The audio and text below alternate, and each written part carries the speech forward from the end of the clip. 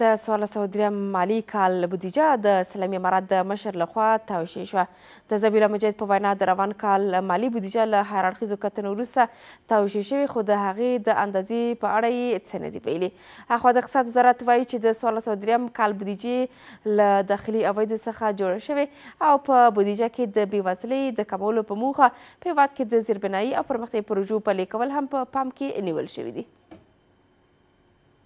سره له دې چې د 1403 مالي کال د بودیجې د مقدار او نورو جزئیاتو په اړه څه نه دي ویل شوي، خو د اسلامي امارت ویان د دغه خبر په خپرولو سره ویلي په دغې بودیجه کې په پراخه کچه د هیوادوالو اړتیاوې او لومړیتوبونه په پام کې نیول شوي دي. اقتصاد وزارت هم د 1403 مالي کال د بودیجې توشیح کېدل د اسلامي امارت لپاره یوه مهمه لاسته راوړنه ګڼي او زیاتوي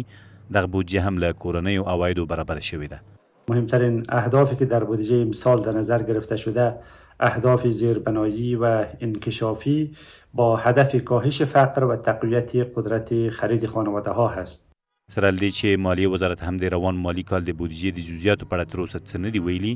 خو د چارو ځینې شنونکي بیا د هغو پروژو پر عملي کولو ټینګار لري چې د خلکو پر ژوند مثبت اغیز وکړي. همین پولایی که در افغانستان مصرف میشه پس خرجشان در افغانستان است و فایدهشان بر کشور ما میرسه. به خاطر از این میتونه که در آینده به اقتصاد کشور ما بسیار مفید تمام شود و اقتصاد ما به پای خود ایستاده شود. ما در جنگ مصرف نمیشه و بناء از امارت اسلامی افغانستان همین خواهش ما ای است که در بخش زیربنا، در بخش بندها و انهار، در بخش برق، در بخش شما که گفتین سرک و زیربناهای اساسی که خطوط آهن است، در این بخش‌ها اگر اینا استفاده شود. د تیر مالی کال بودیجه په غبرګولي میاشت کې توشیح شوې وه او سږ کال هم په همدې میاشت کې توشیح شوه. مالیې وزارت تر دې مخکې ویلي وو چې له ګمرکونو او د کانونو په ګډون له نورو عایداتي سرچینو راټولې شوې پیسې د بودیجې د تمویل مهمې سرچینې دي.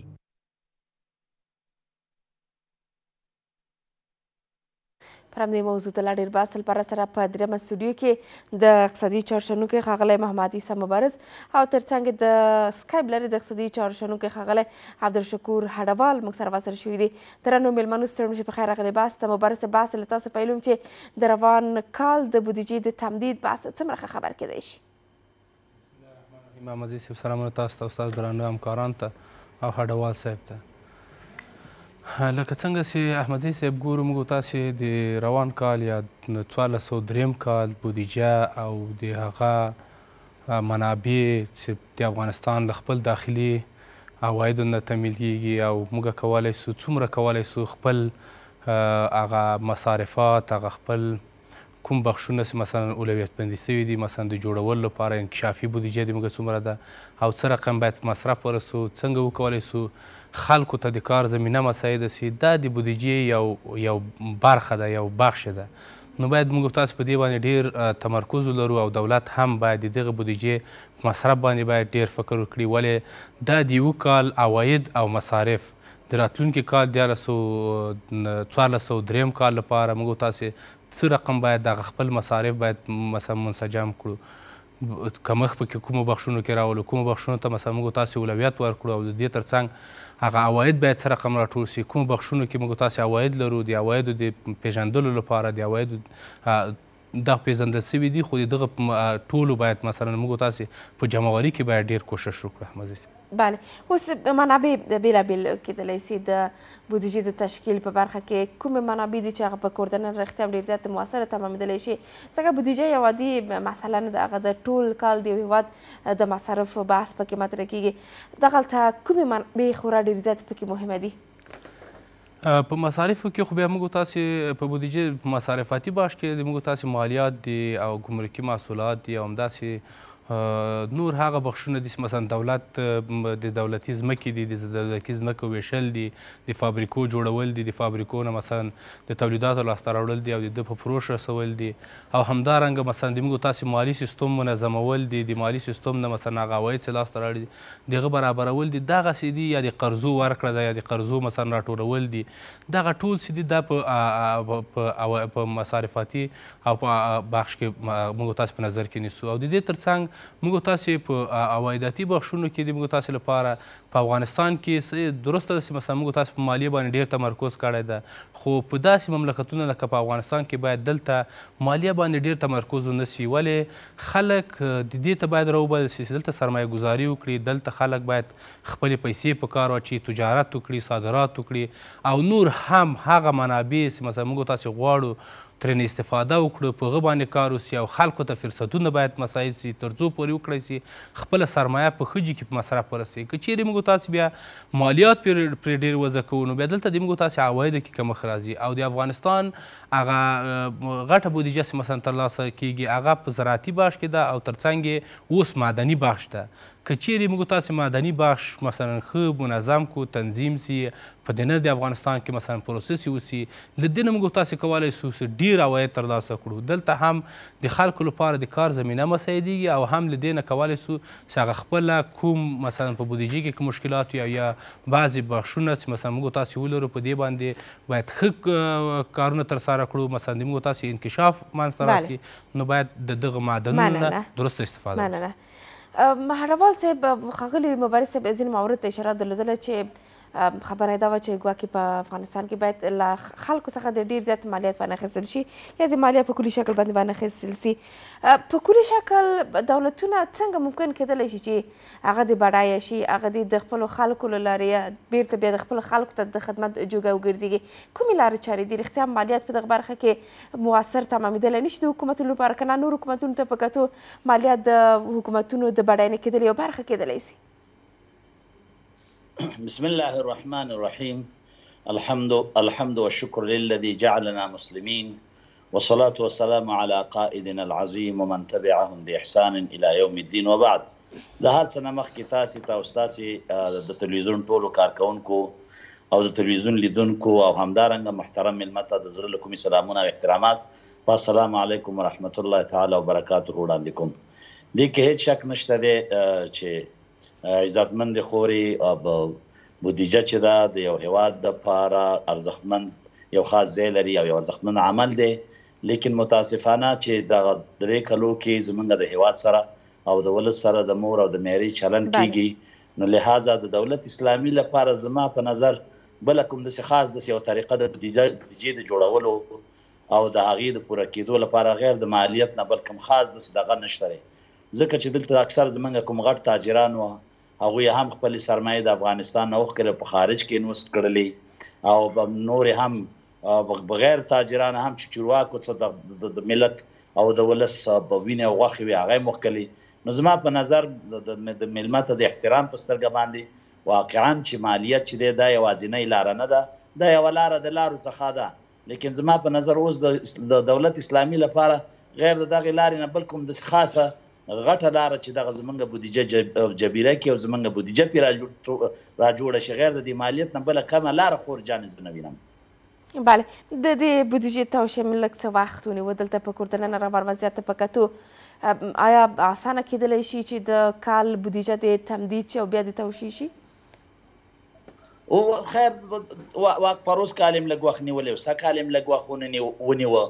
د بودیجې برابرول د سیاسانه خبره نه ده د هغې دغه کول د سیاسانه خبره نه ده نو لهذا وخت یې ونیوه لیکن بیا هم فرق نه کوي الحمدلله په خپل وخت باندې دغه شوله راغله ولو کې لږ تاخیر یې وکړه فرق نه کوي خیر دی دا خو شته دی دا خو نه تنها په د افغانستان په مشابه ملکونو کې بودیجې همیشه هم دغسې لږ تاخیر کوي یو هغه ډېر پیشرفته او رسېدلي هیوادونه د غربي اروپایي هیوادونه دي چې هر څه آن ټایم وي افغانستان بیچاره خو داسې یو غریب بیچاره ملک دی د دې بودیجه برابرول او بیا اعلانول او په هغې باندې کار کول خیر دی لږ وخت نیسي ګرانې بله مبارز صاحب دلته په افغانستان کې د افغانستان عایدات ته په کتو څومره تمه کېدلی سي چې باید د مالیاتو په برخه کې یا د بودیجې د تمدید په برخه کې خورا زیات د حکومت له لورې اقدام زر وشي ډېر شمېر مالیات راټولیږي خپل حکومت پر دې باندې ټینګار کړی دی چې په هره برخه کې د دوی مالیات تېر حکومت ته په کتو څو برابره زیاته سوې ده په دغسې وضعیت کې بیا د بودیجې تمدیدول او توشیح کول اسانه کار نه دی یو خو دا ده چې باید موږ تاسې وپوهېږو چې کله بودیجه ترتیب سوله مخکې له کاله مخکې له دې نه چې موږ تاسې بودیجه تصویبیږي یا مثلا د موږ تاسې هر کال مالی کال د موږ تاسې حمل مثلا د حمل میاشته ده له دې نه تر مخکې هر هغه بودیجوي واحدونه چې هغه د موږ تاسې اول بودیجوي واحدونه دي دویم بودیجوي واحدونه دي ولایتونه دي دوی هغه خپله بودیجه مخکې تر مخکې عام مصارفاتي عام هوایداتي بودیجه هغو د ترتیبوي او د ترتیب نه وروسته رالیږي مثلا وزارت مالیه ته خو دلته یو خبره دا ده چې د هر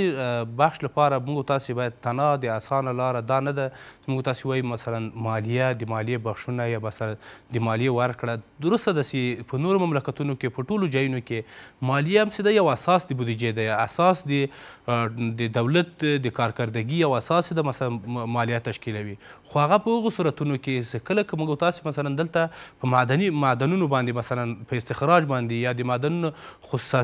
خصوصي کړي وي مثلا خصوصي شرکتونو ته ورکړي او په دې باندې مثلا کار کوي له دې نه موږ تاسې باید مالیه لاسته راوړو دا واقعا هم یو درست کار ده مثلا هغه اشخاص افراد چې موږ تاسې معاشات ورکوو د هغوی له معاشاتو نه باید مثلا موږ تاسې ته مالیه راسي د دې تر څنګ مثلا زراعتي باش کې دولت ډېرې ځمکې لري د ځمکو د خړوبولو لپاره باید کار وشي خلکو ته یې په اجاره ورکړي تر څو پورې له دغه نه ښه استفاده وکړي مثلا که چیرې دولت د دې جوګه وي مثلا دغه ځمکې دوی ښه په کارولی سي یا مثلا دوی ترنه استفاده کولی شي خو بیا د دولت دا کار تر مخه کړي خو که چیرې موږ تاسې وګورو د موږ تاسې همسایه ملکونه او هغه ملکونه چې هغه ډېر پیشرفت یې کړی اکثره هلته خصوصي یا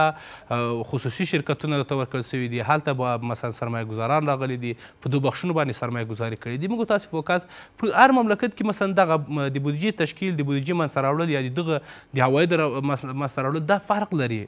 په افغانستان کې مثلا د موږ تاسې په زراعتي بخش نه ما ترلاسه کولی سو او تر څنګ یې په معدني بخشونو کې اوس موږ تاسې دا دوه بخشونه لرو دلته تولیدات صنعت مثلا په هغه